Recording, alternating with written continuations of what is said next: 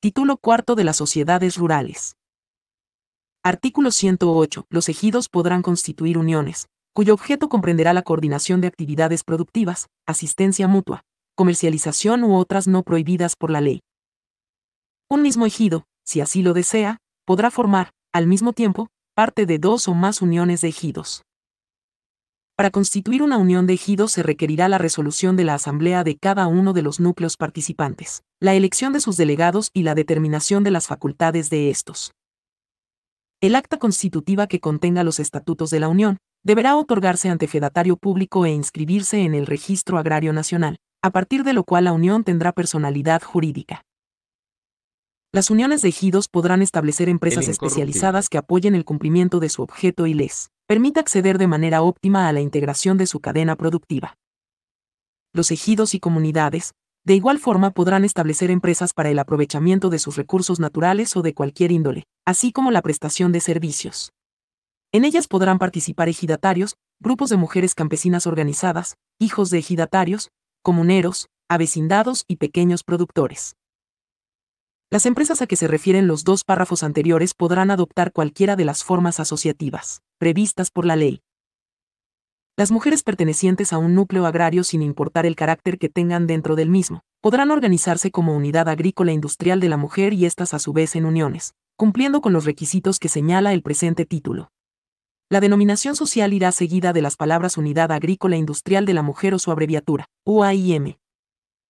Artículo 109. Los estatutos de la Unión deberán contener lo siguiente: denominación, domicilio y duración, objetivos, capital y régimen de responsabilidad, lista de los miembros y normas para su admisión, separación, exclusión, derechos y obligaciones, órganos de autoridad y vigilancia, normas de funcionamiento, ejercicio y balances, fondos, reservas y reparto de utilidades, así como las normas para su disolución y liquidación.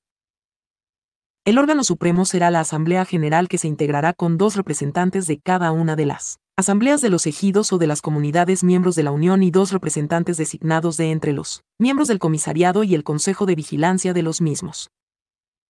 La dirección de la Unión estará a cargo de un Consejo de Administración nombrado por la Asamblea General. Estará formado por un presidente, un secretario, un tesorero y los vocales, previstos en los estatutos, propietarios y sus respectivos suplentes, y tendrá la representación de la Unión ante terceros. Para este efecto se requerirá la firma mancomunada de por lo menos 2 de los miembros de dicho consejo. La vigilancia de la Unión estará a cargo de un Consejo de Vigilancia nombrado por la Asamblea General integrado por un presidente, un secretario y un vocal, propietarios con sus respectivos suplentes.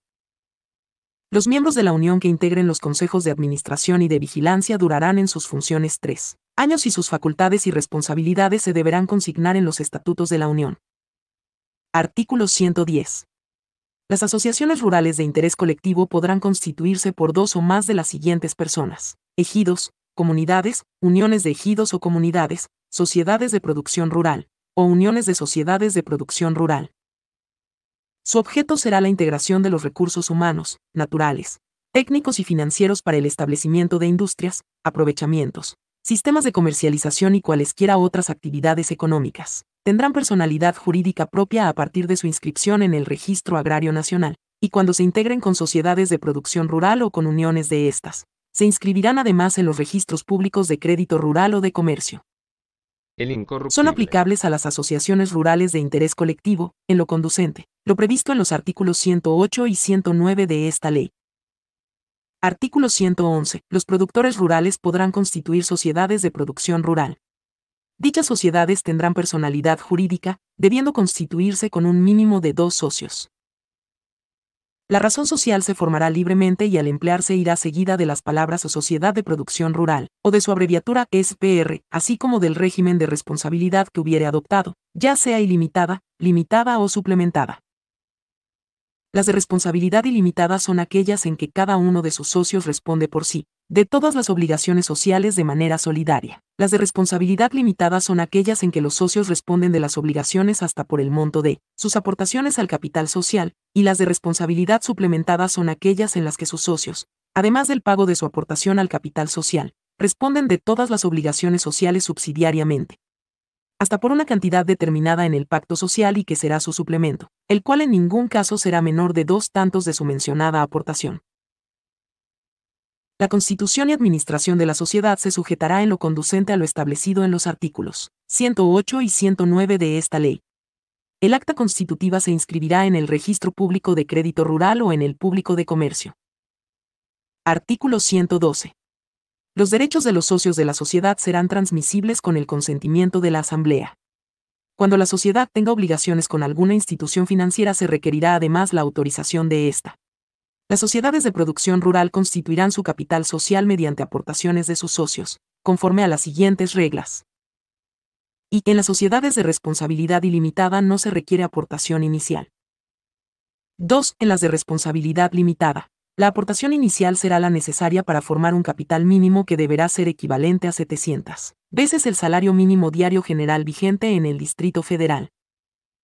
3. En las de responsabilidad suplementada, la aportación inicial será la necesaria para formar un capital mínimo, que deberá ser equivalente a 350 veces el salario mínimo diario general en el Distrito Federal.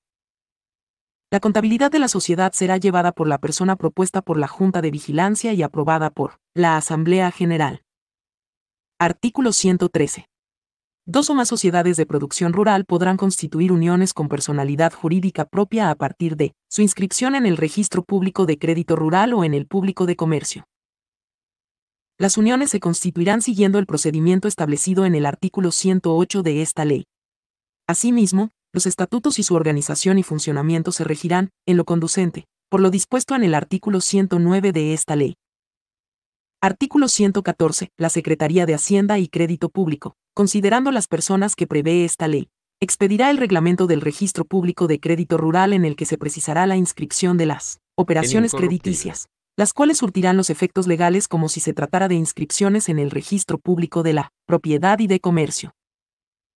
Título V de la pequeña propiedad individual de tierras agrícolas, ganaderas y forestales.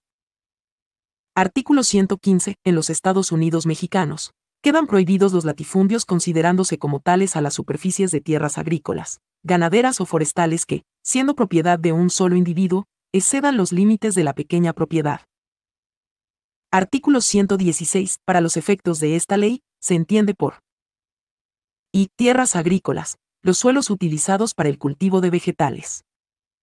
2. Tierras ganaderas, los suelos utilizados para la reproducción y cría de animales mediante el uso de su vegetación, sea esta natural o inducida. 3. Tierras forestales, los suelos utilizados para el manejo productivo de bosques o selvas. Se reputan como agrícolas las tierras rústicas que no estén efectivamente dedicadas a alguna otra actividad económica. Artículo 117. Se considera pequeña propiedad agrícola la superficie de tierras agrícolas de riego o humedad de primera que no exceda los siguientes límites o sus equivalentes en otras clases de tierras. Y 100 hectáreas si se destina a cultivos distintos a los señalados en las fracciones 2 y 3 de este artículo. 2. 150 hectáreas si se destina al cultivo de algodón. 3. 300 hectáreas si se destina al cultivo de plátano, caña de azúcar, café, henequén, hule, palma, vid, olivo, quina, vainilla, cacao, agave, nopal o árboles frutales. Para los efectos de esta ley, se consideran árboles frutales las plantas perennes de tronco leñoso productoras de frutos útiles al hombre.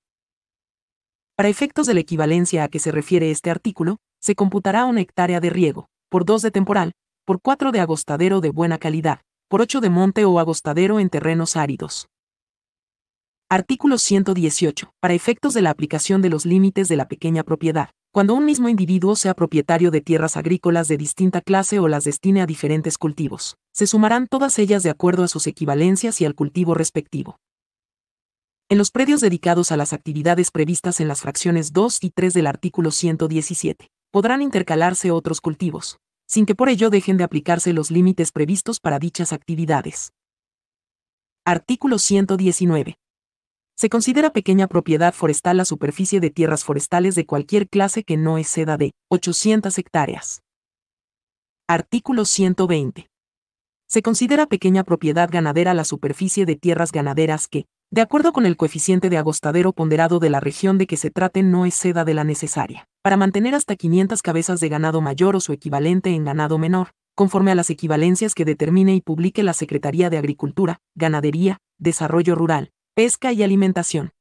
El incorruptible. El coeficiente de agostadero por regiones que determine la Secretaría de Agricultura, Ganadería, Desarrollo Rural, Pesca y Alimentación se hará mediante estudios técnicos de campo tomando en cuenta la superficie que se requiere para alimentar una cabeza de ganado mayor o su equivalente en ganado menor, atendiendo los factores topográficos, climatológicos y pluviométricos que determinen la capacidad forrajera de la tierra de cada región. Artículo 121. La superficie de las tierras que a partir de su estado natural hubieren sido mejoradas con obras de riego, drenaje, nivelación o cualesquiera otras ejecutadas por sus dueños o poseedores, continuarán computándose conforme a la clase o coeficiente de agostadero anteriores a la mejora, según se trate de tierras agrícolas o ganaderas respectivamente.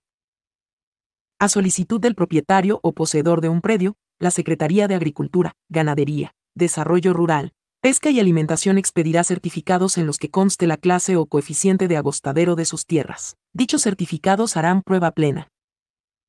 Artículo 122. Las pequeñas propiedades ganaderas seguirán siendo consideradas como tales, aun cuando se dediquen a uso agrícola, siempre que las tierras dedicadas a tal fin hubieren sido mejoradas y se cumpla con lo siguiente. Y que la producción obtenida de la superficie destinada a uso agrícola se utilice para la alimentación de ganado, o 2. Que las tierras dedicadas a uso agrícola, sin fines de alimentación de ganado, no excedan las superficies señaladas en el artículo 117. El límite aplicable será el que corresponda a la clase que tenían dichas tierras antes de la mejora. Continuarán en el supuesto de la fracción y quienes, manteniendo como mínimo el número de cabezas que corresponda al coeficiente de agostadero anterior a la mejora, comercien con los excedentes de los productos que se obtengan debido a las mejoras realizadas. Los vegetales que en forma espontánea se obtengan en tierras ganaderas podrán comercializarse sin que por ello se entienda que dichas tierras se destinan a uso agrícola. Artículo 123. Cuando las tierras de una pequeña propiedad ganadera se conviertan en forestales, esta seguirá considerándose como pequeña propiedad, aunque rebase 800 hectáreas. Artículo 124. Las tierras que conforme a lo dispuesto en esta ley excedan la extensión de la pequeña propiedad individual, deberán ser fraccionadas, en su caso, y enajenadas de acuerdo con los procedimientos previstos en las leyes de las entidades federativas. De acuerdo con lo dispuesto por la parte final del párrafo segundo de la fracción 17 del artículo 27 de la Constitución Política de los Estados Unidos Mexicanos, cuando en la enajenación de excedentes en pública almoneda se hagan dos o más ofertas iguales, tendrán preferencia, en el orden señalado. Y los núcleos de población colindantes a las tierras de cuya enajenación se trate. 2. Los municipios en que se localicen los excedentes. 3. Las entidades federativas en que se localicen los excedentes. 4. La Federación. V. Los demás oferentes.